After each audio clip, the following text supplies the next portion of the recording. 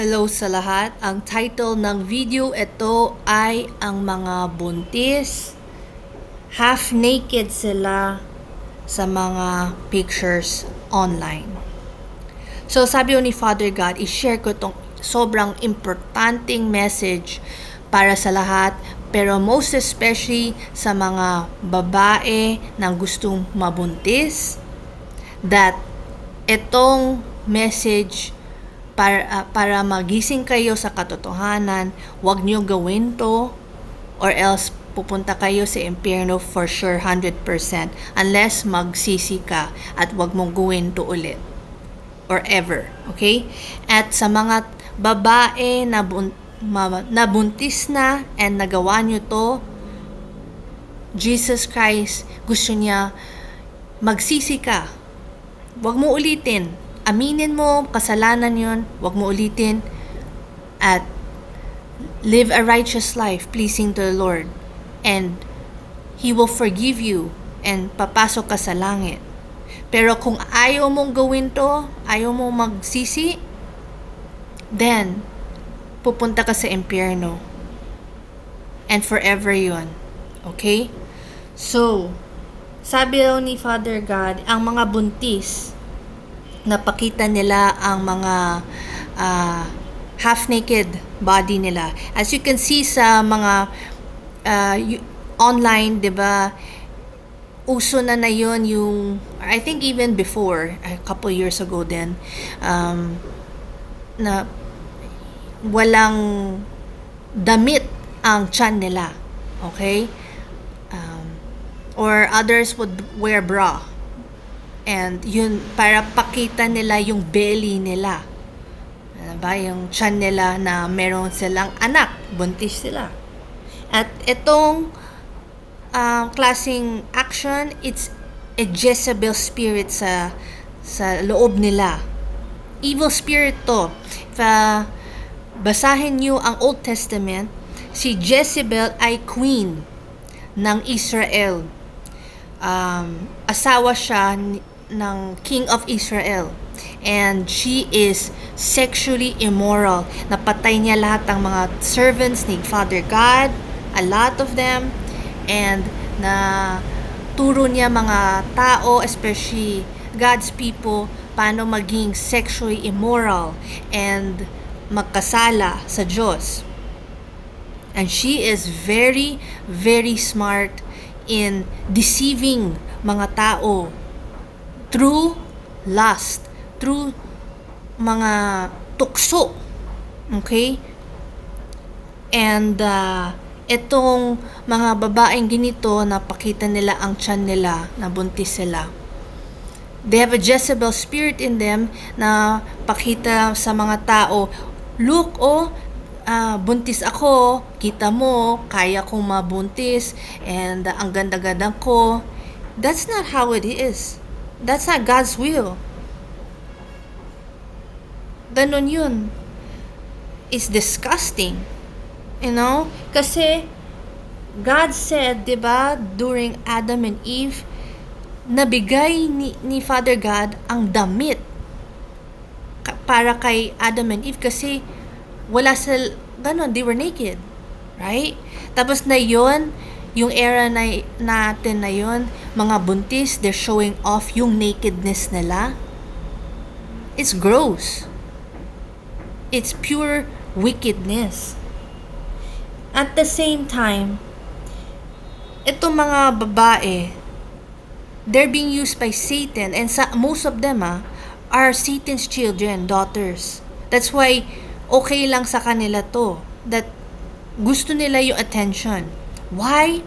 Because yung mga lalaki, ang daming lalaki will like them, will lust them. It's a form of pornography. You see? Na pakita mo ang katawan mo. Alam nyo that when a guy, even kung married na siya, pero makita niya yung katawan ng buntis, ng half-naked, malalas siya sa isip niya. Hindi niya kaya i-resist, especially kung lukewarm Christian siya. Ibig sabihin, hindi siya buong loob, submissive and obedient to the Lordship of Jesus Christ. Mafafall siya sa temptation, sa lust ng, ang ganda yung babae.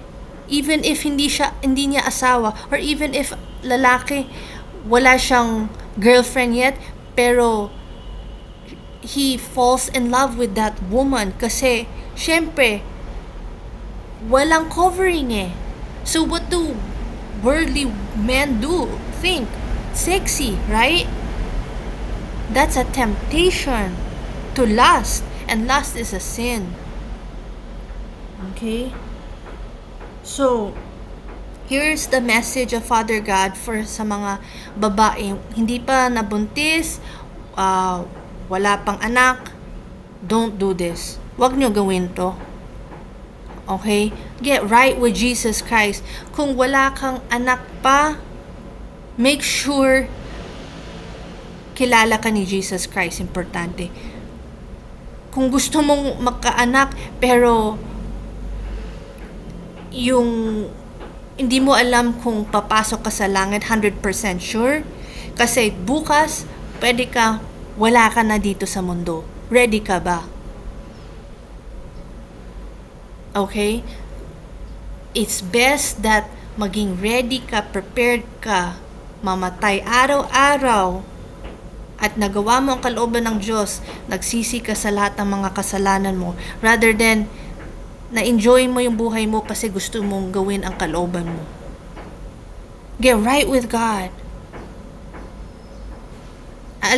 Alam nyo, sabi ni Jesus Christ, yung mga buntis sa akin, napakita sa akin sa panaginip, yung mga buntis na yun,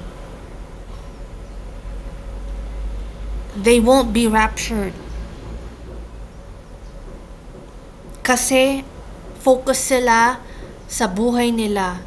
They are the foolish virgins. Kung sasabihin nila, they are born again Christians. And yung mga others, they're Satan's daughter. So, talagang wala na sila. Hindi na sila pwedeng maging saved. Kasi, iba na yung utak nila, matigas ng puso nila. Nabigay nila ang kaluluwa nila kay Satan. So, that's why they're able to enjoy life now. So, ito also is encouragement ng warning. Don't get pregnant na yon. Even kung you got married. Make sure ikaw, and you can encourage yung asawa mo, but make sure you magsisi ka sa lahat ng kasalanan mo at gawin mo ang kalooban ng Diyos. Get right with God. Gawin mo ang homework mo.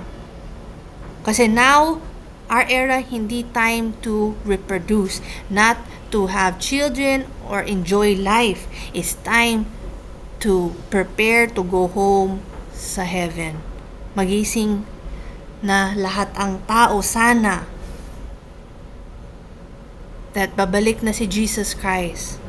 I know na paulit-ulit ko sabihin to, pero totoo, makita nyo ng news all over the world. Basahin nyo ang Bible, yung mga prophecies is coming true.